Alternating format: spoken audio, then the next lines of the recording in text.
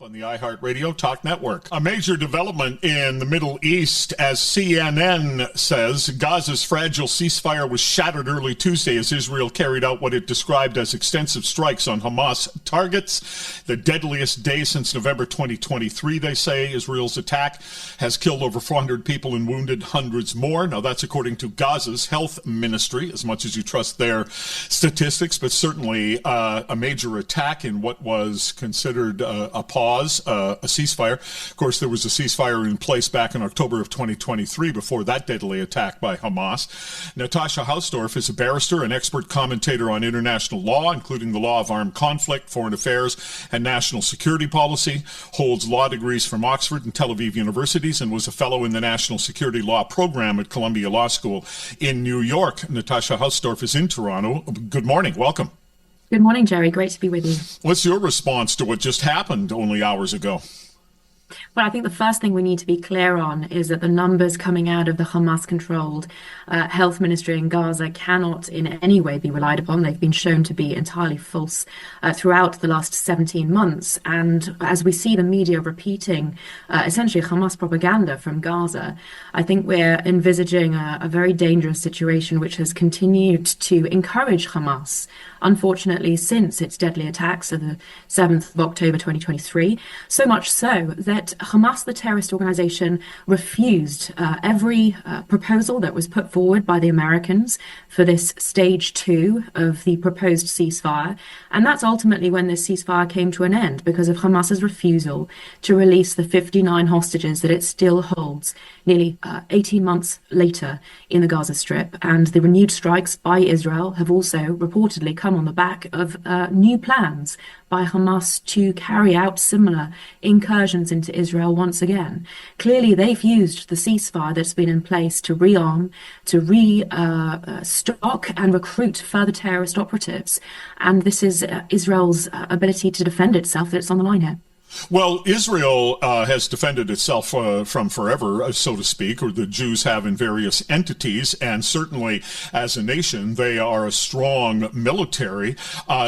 Given how everything has ramped up since October 7th, 2023, Natasha, it surprises me that Hamas still has enough left to be able to continue. Just how strong are they? Well, the reason for that is that Israel's ability, unfortunately, to act in self-defense and to complete its war objectives here, returning the hostages and defeating Hamas, ensuring they can never pose the threat that they posed on the 7th of October again, that has been frustrated. I would put this down to international pressure on Israel to limit its operations in the Gaza Strip.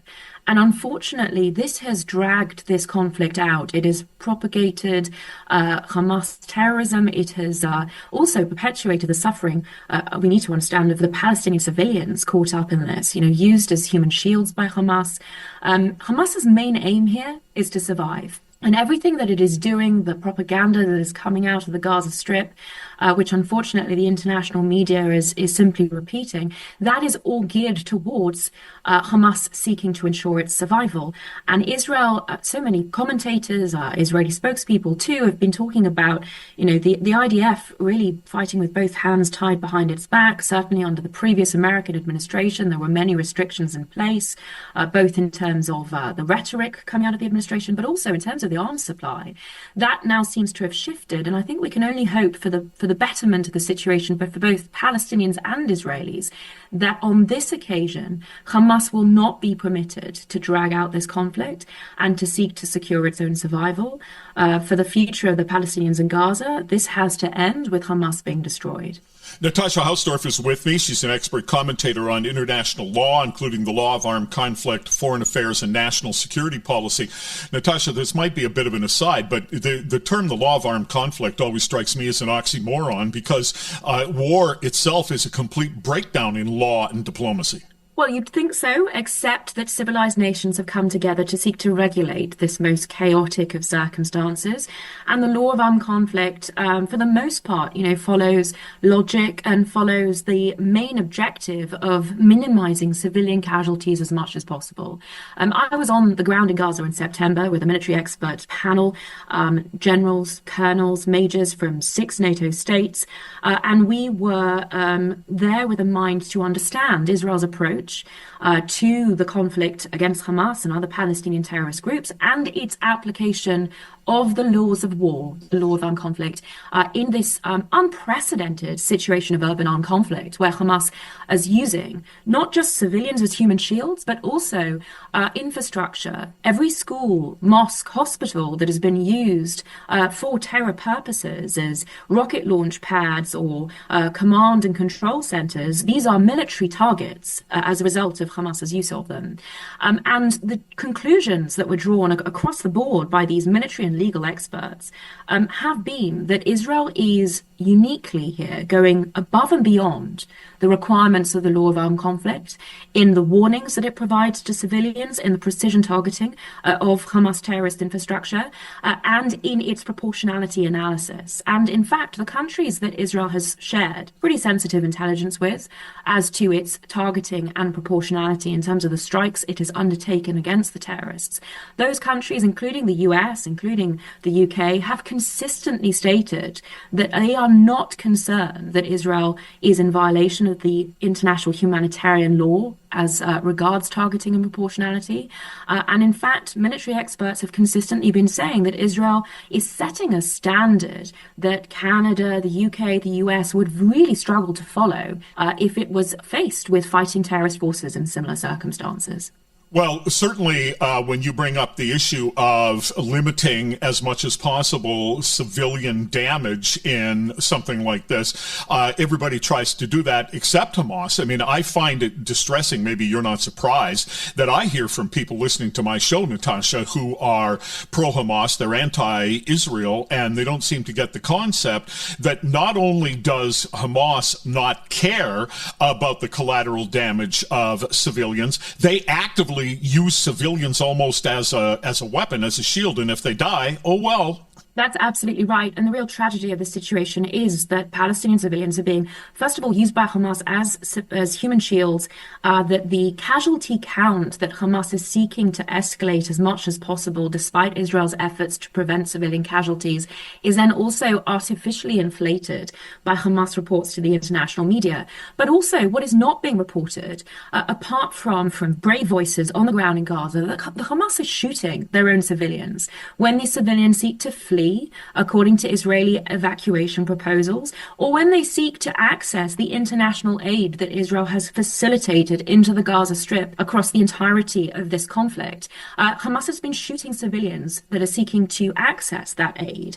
I can't believe really that there are those people who would be on Newstalk that actually support Hamas. This is a barbaric, savage organization that since its violent takeover of the Gaza Strip in 2007 has been targeting its own civilians, as well as, of course, Israeli civilians in those savage attacks of the 7th of October. And it has repeatedly said it intends to do that again and again. In those circumstances, there can be no support for this internationally prescribed terrorist organization. I think the civilized world needs to come together and say this needs to stop.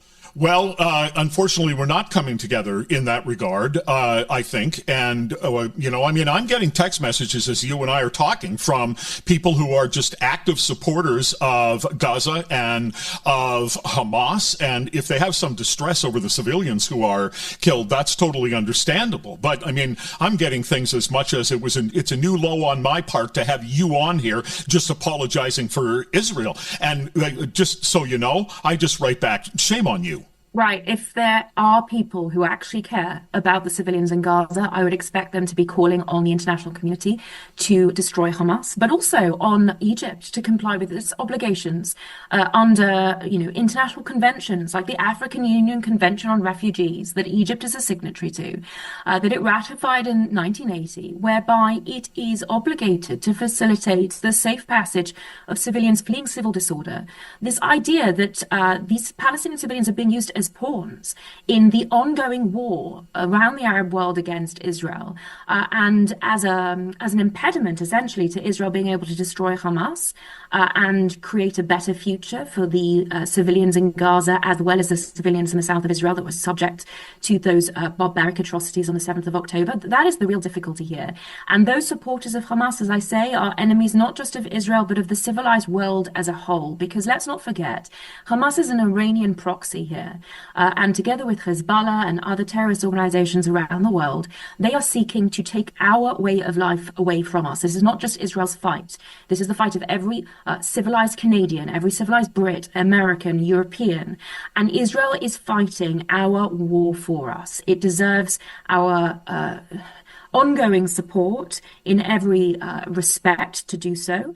And we need to make sure that people who are supporting Hamas are called out as entirely unacceptable, including those, I'm afraid, who are writing to you in the course of our discussion. Natasha Hausdorff, expert commentator on international law, including the law of armed conflict, foreign affairs, and national security policy. I enjoyed talking to you. Thank you very much.